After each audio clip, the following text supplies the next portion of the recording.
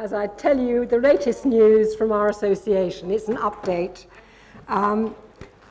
You will have heard, and Chris Fagan mentioned it, about the issue with Ibrutinib, which NHS England has said they will no longer fund it for patients who have been in remission for 3 years or longer. And there is no mention of a time frame restriction in the NICE guidance. So NHS England are not following the NICE guidance on that, and we are doing our best to combat that and change that recommendation. It started off with correspondence in the Times, and as it happens, the Times health correspondent is a CLL patient who has been in remission for more than 3 years, is a patient at the Marsden, and was refused Ibrutinib. And that was one of the things in the media that started up the whole issue. And we get contacted by such people to say, what can the association do? And the association has been incredibly active in combating that. Gail, who spoke at the beginning of the day, managed to arrange a meeting with Lord O'Shangesi, if I got his name pronounced correctly, who is the health minister, who's the lead on medicine pricing and regulation. And she and our chair, David Innes, who can't be with us today, met with Lord O'Shangesi and had a 3/4 of an hour conversation. This then generated more activity within Parliament, with questions being asked in the Houses of Parliament about the unfairness of this arbitrary regulation. It's not applying, as I say, to NHS Wales or Scotland, just England. And lots of members wrote to their MPs and to their local trusts raising this issue. So it's had a lot of attention also in other media, Facebook and so on. David Innes sent me an email to give you an update on the latest of what's been happening. He, David Innes, our chair, and Professor Peter Hillman, who Chris Payton spoke about very highly, you may remember, he'd managed to get all these pharmaceutical companies to work together on the FLAIR trial. He has also been active working with David Innes, and representatives from other blood cancer charities, and they met with the chair of the Cancer Drug Fund, who's called Professor Peter Clark, last Friday, the 13th of July, so just a week ago. And they felt that the meeting had gone very well, and the chair of the Cancer Drug Fund, Peter Clark, asked more questions to clarify various points that they'd raised. The submissions from the clinicians and the points made by Janssen being the pharmaceutical company that manufactures Ibrutinib, and patient representatives. And so they felt they'd had a good hearing, and that was underlined by the fact that he asked more questions, which Professor Hillman will be providing more answers to from that last meeting onwards, and that they would be getting an answer. Professor Peter Clark, he's collating the evidence. He will meet the National Medical Director of NHS England the following week and present his findings and recommendations. So you can see that it's a long trail of going through all the key decision makers and influencers. And we should hear the outcome in the next 4 weeks. A very active campaign, and I'm hopeful of a good outcome. And it's the thing that we as an association should be doing. Second bit of information that David asked me to pass on to you, we are about to take on Charitable Incorporated Organisation status. It's called CIO for short. And that means that we'll get a new charity number, and through the website, we'll be in touch with you as what the implications of that are. One of the implications are that we have to go through a new election process for trustees, but that doesn't affect you directly. And you'll be kept informed of what happens as a result of that. It's a good thing, makes us legal, recognised. Fundraising is something that we have to spend a lot of time, give a lot of attention to. What do we need funds for? Conferences like this. You've heard that it's £75 per person to put on. Research into CLL patient needs. Providing patient information. Our website. Improving in any way that we can support CLL patients. Our helpline, which we would like to see more actively used.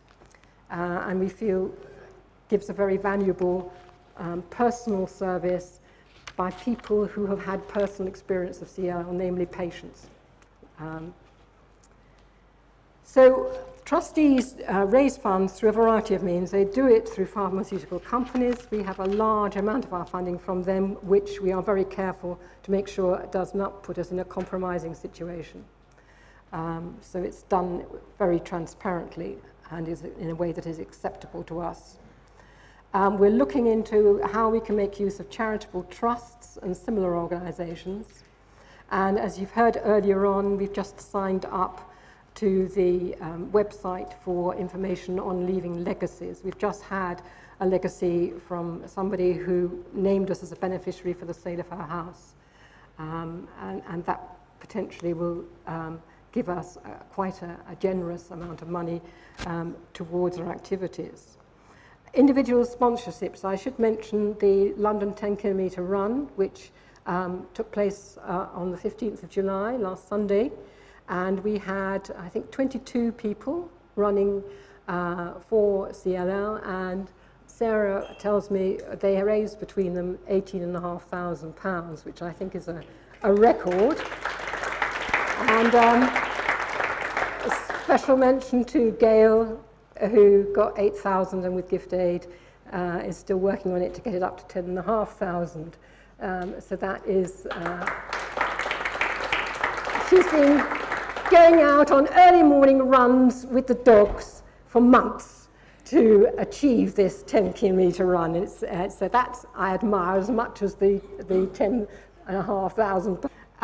So if you want to go in for any other sort of challenges, sporting events, competitions, challenges, whatever, Sarah over there can help you with setting up a fundraising page on the internet, and T-shirts and running shirts with the CLL Support Association slogan on it. If you feel like running a coffee morning like Macmillan do, or dances in local halls, or a stall at a fair. One of our trustees regularly has a stall at a fair and does very well at it. Or if you were interested in a legacy, look out for this Remember a Charity site, it's called.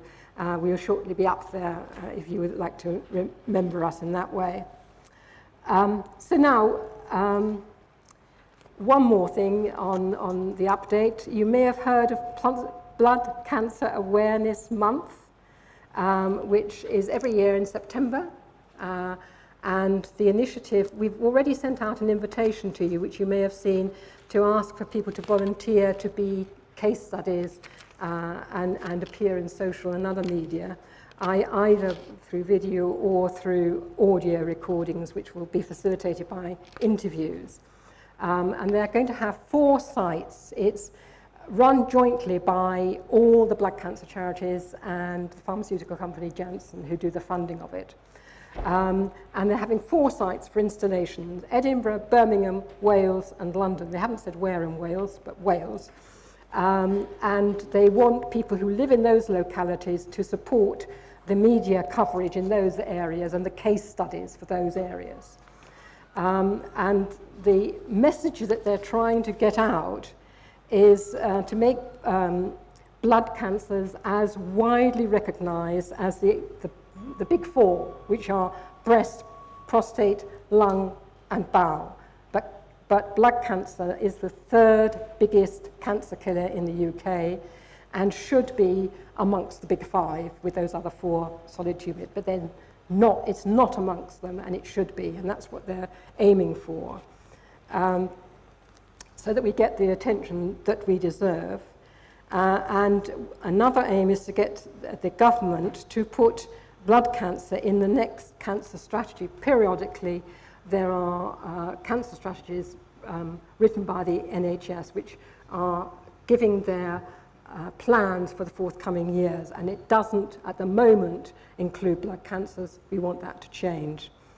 If you want to support this, then you can look on the website, which is all one word, MakeBloodCancerVisible.co.uk. So the word to remember is Make Blood Cancer Visible. So those are the initiatives that we have. I've actually managed within 2 minutes to finish the conference. I hope you've had an enjoyable day. I hope you've had an informative day. And I hope you feel, yes, I think I can do something for the association. Whatever it is, we're very grateful to you. So thank you to everybody for coming, and to our helpers and to our speakers. And we hope to see you again. Good journey home.